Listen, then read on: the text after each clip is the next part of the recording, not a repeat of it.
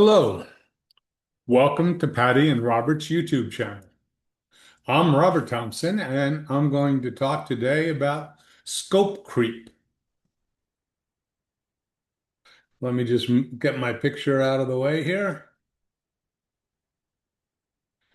So, you ever had a project where the client asked you to cover additional topics or add functions as you go along? Or the client changes their mind about the look and feel and asks you to change it throughout the whole project? Or the client tells you their boss finally reviewed it and wants a series of changes that require a lot of additional work. If you answer yes to any of those questions, you've been a victim of scope creep. So it's scope creep's a common term for any changes to the contract that require additional work. And if scope creep's not properly managed, it can uh, result in additional unpaid work, so you're doing work for nothing. It can result in delays in delivering the project, and then the client's upset that you have the delays. And part of that is if you're rushing, there you often have poor quality. You don't have the time to go back and do the reviews that you normally would. And worst case, you may need to rethink what you've been doing because they added some things that completely change the structure of the project. Ultimately, this can result in a poor client relationship and for you, poor reviews. So most projects will go through some change. Um, and experienced freelancers generally include time for reviews and rework in the contract to deal with change. Some projects have more change than others. And if you're dealing with someone who's inexperienced or not sure what they want, you should either be doing it hourly or adding some additional time for reviews and change. But scope creep occurs when the additional requirements are added after the contract starts and then fundamentally change the delivery timeline or the work that's required. So some examples are if you're a writer or an editor, it you could finish the work and then say, "Oh, I need an appendix that talks about this," or adding references throughout the entire book. If they weren't mentioned up front, then that's definitely scope creep. For developers, it could be an additional amount of functionality, or I've had the one, oh, can this run on an iPad? Which is a different platform and requires more testing. For consultants, it could be, oh, I forgot about this department. You should talk to them as well. Or additional reports they want you to create because someone in compliance wanted a report. In my experience, there are three different ways you wind up with scope creep. One is the freelancer underbid the project. You may not have understood it fully, and you need to go back and look and see what did they ask for? Did they cover what they're now asking you to do? And if they did, then sometimes you just have to eat it. Um, but far more often, the client didn't understand what was needed to get what they wanted. So they may have just had unrealistic expectation and expected to be a lot easier than they thought. Um, the other thing is they see what can be done, they want more. And this can be a good thing. As you show them things that you could do, they may want to expand the scope for that. And as long as you're getting paid for that, that's great. Um, the third thing is a little more malicious. The client purposely trying to get something for nothing and using manipulative techniques to get more work. So, just some early warning signs before the contract starts. If the con if the requirements are really vague or they keep changing, you may have a problem on your hand and you have to be really careful with the contract. The other thing is requests for unrealistic timelines. Oh, this report needs to be done by such and such a time, for compliance.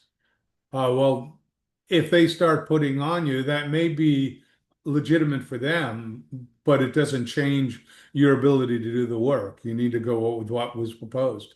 Um, After the contract starts, you get oh, you missed this, something that was never discussed, and they're saying it was obvious that it should have been included, or just one more thing.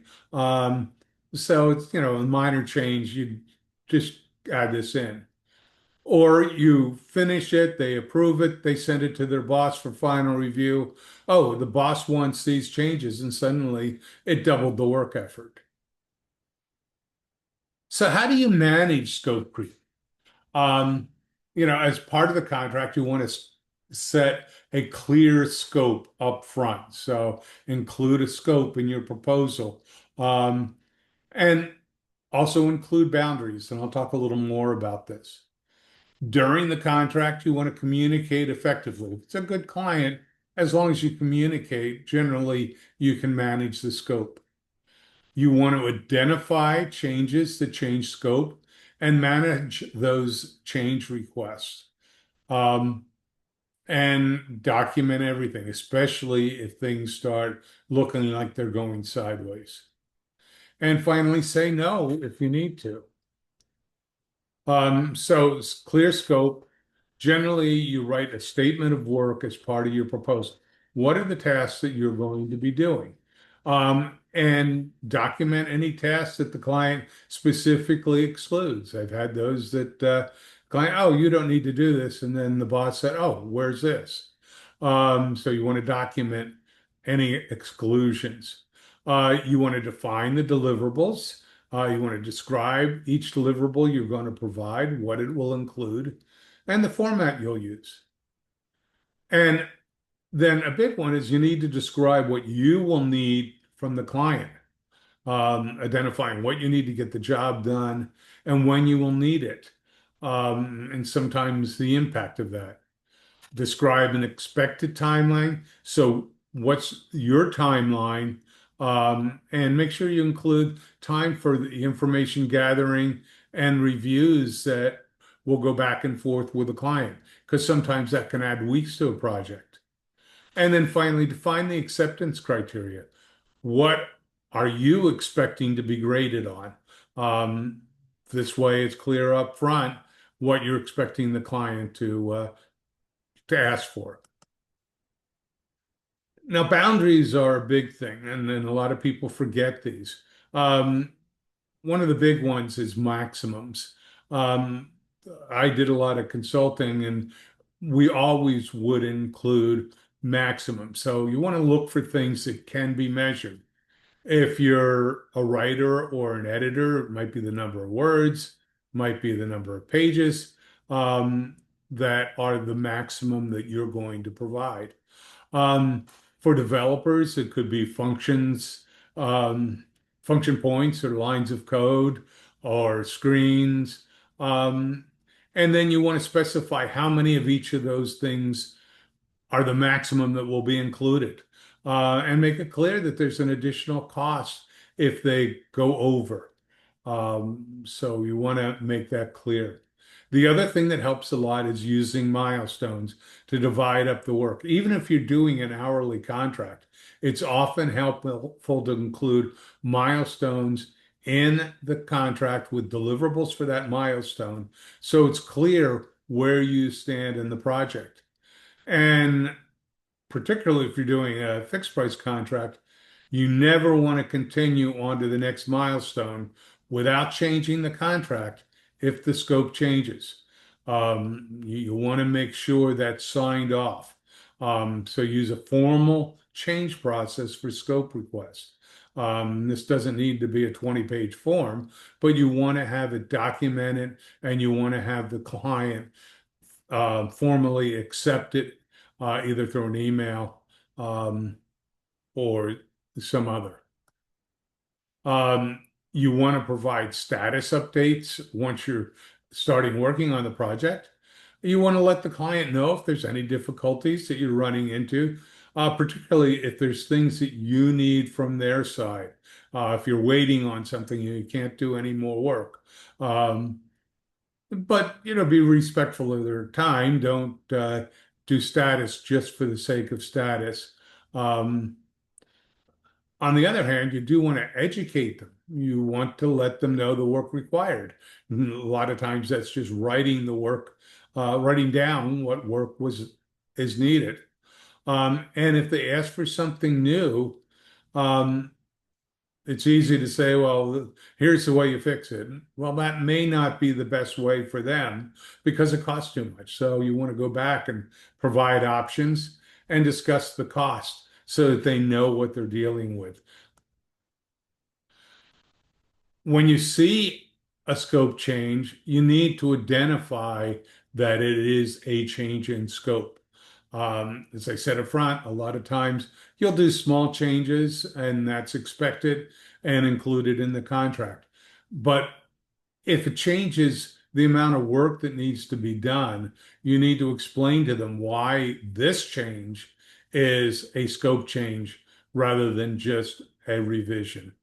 And refer back to the original proposal if necessary, particularly if you put in those boundaries that'll let you say you're exceeding them. Provide alternatives, let the client decide. Sometimes clients will want to move work to later phases so that it can be budgeted. And that's fine, just so that they know they're not getting that done up front and you have it in writing that it's excluded from the current phase. Project documentation, this is particularly important if the project goes sideways. Um, but you want to make sure your communication goes through Upwork. If it doesn't go through Upwork, they have no way to help you. So ideally, all communication go through them, either through their Zoom tool or messaging.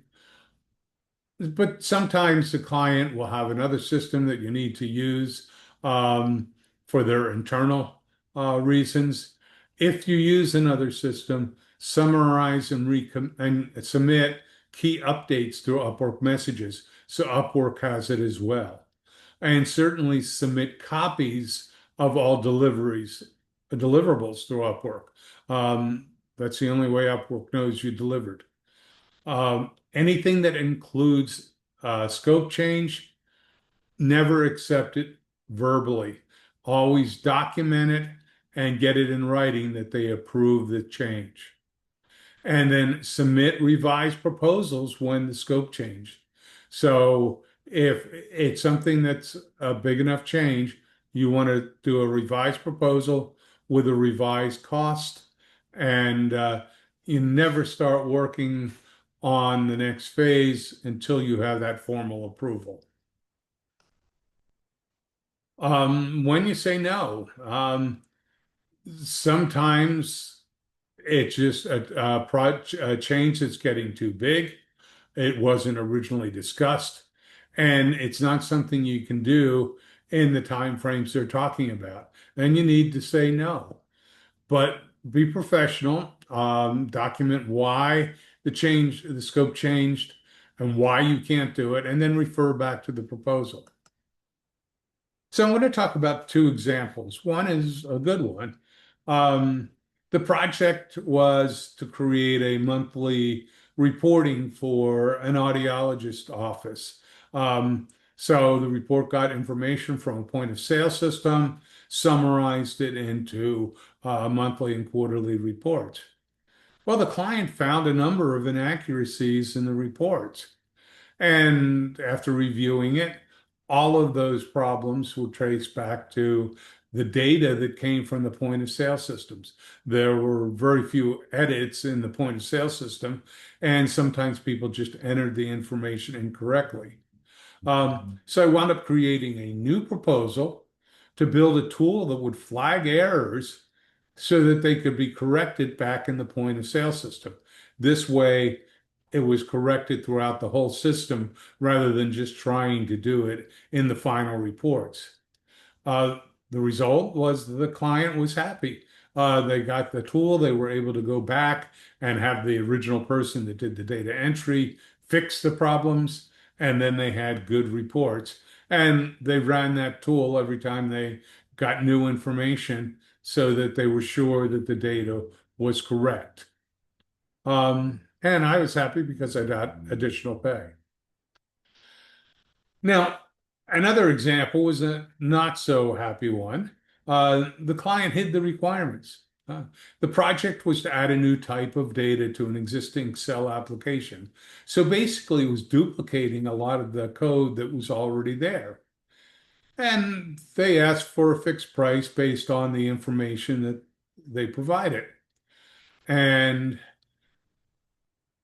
after receiving that, um, they their boss asked for an accelerated delivery. Well, we need this for a meeting next week.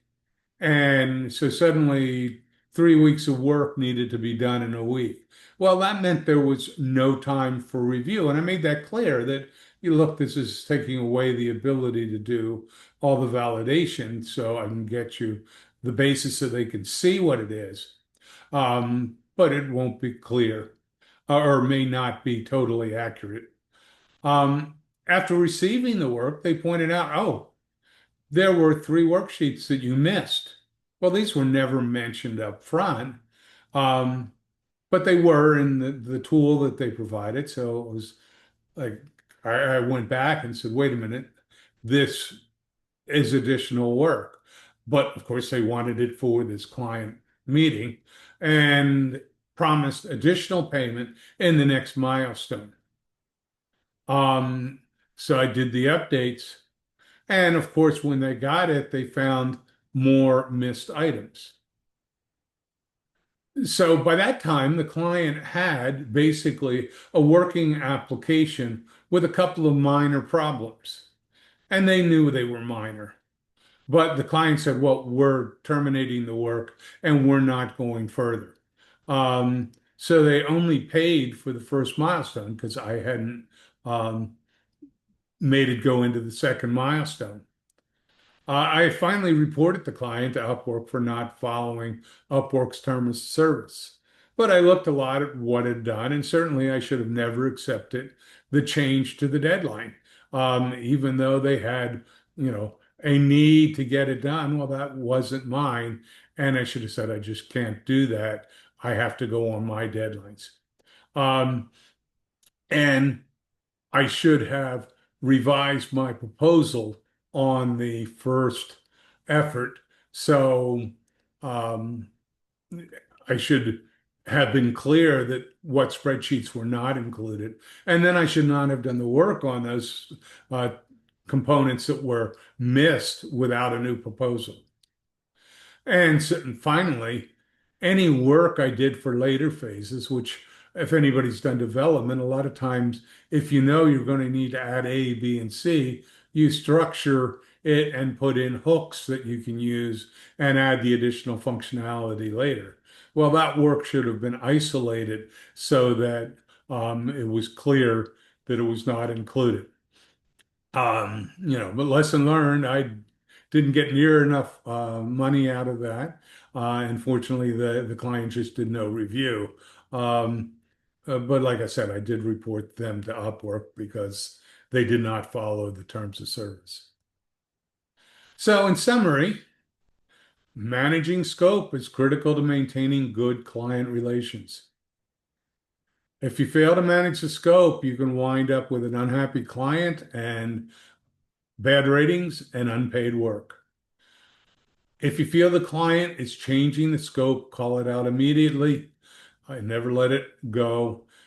If it feels like it's a major change, follow your gut and refer back to the proposal. Look for where you limited what work would be done. Good clients will respect the need to manage the scope and realize if they're asking for something additional. If the client balks at a reasonable request to change the contract, they're probably not a good client. So check out our next video. We'll see you next week. And don't forget to like, share, and subscribe. And if you need some coaching, getting started with Upwork, if you're having any problems, just contact us at info@rptvirtualservices.com, and follow a blog on our website. Have a great week.